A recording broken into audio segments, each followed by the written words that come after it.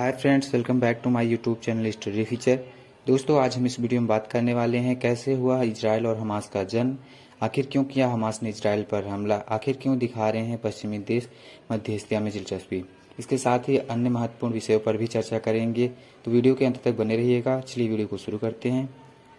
हाल ही में हमास ने इजराइल पर हमला कर दिया। इस हमले में हमास ने स्थल, जल, वायु तीनों तरफ से इजराइल पर हमला किया है। दुनिया की दूसरी सबसे खतरनाक खुफिया एजेंसी मोसाद भी इस हमले का अनुमान नहीं लगा पाई।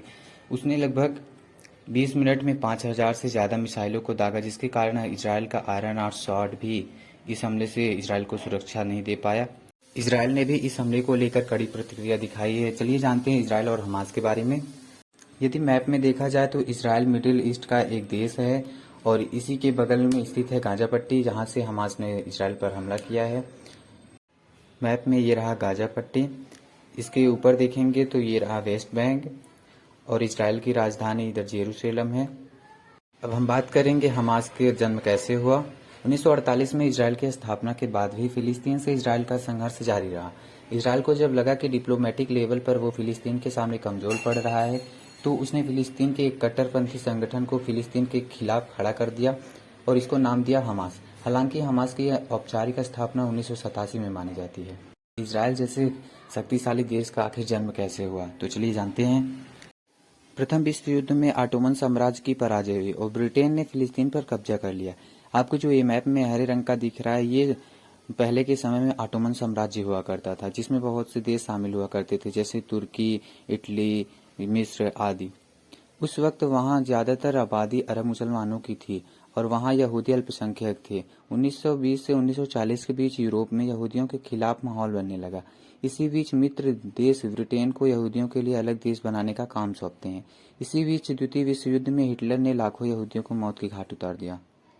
दूसरी ओर मिस्र के कब्जे वाले इलाके को गाजा कहा गया और फिलिस्तीन की राजधानी जेरूशलेम को दो भागों में बांट दिया गया। जॉर्डन के कब्जे वाले हिस्से को इजरायली फोर्स ने कब्जा कर लिया, बाकी आधा हिस्सा फिलिस्तीन के पास रहा। इसी तरह से लगातार इजराइल का विस्तार जारी रहा। 1967 में इजराइल ने मिस्र, सीरिया और जॉर्डन को हराकर ईस्ट जेरूशलेम, गाजा पट्टी, गोलान हाइट्स और वेस्ट बैंक पर कब्जा कर लिया। इसे 6 डे 6 दिनों का युद्ध भी कहा जाता है।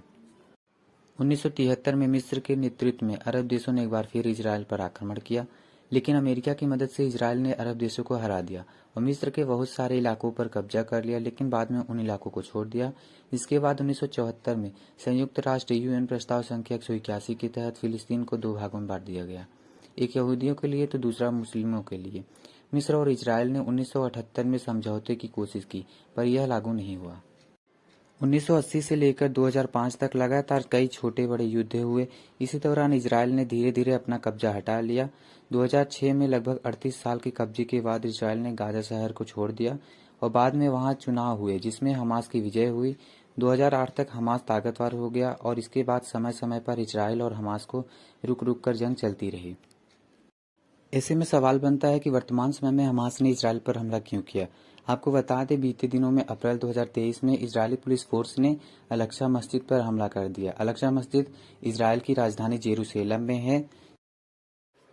अब हम जानते हैं कि आखिर पश्चिमी देश क्यों ले रहे हैं मिडिल ईस्ट में इतनी दिलचस्पी।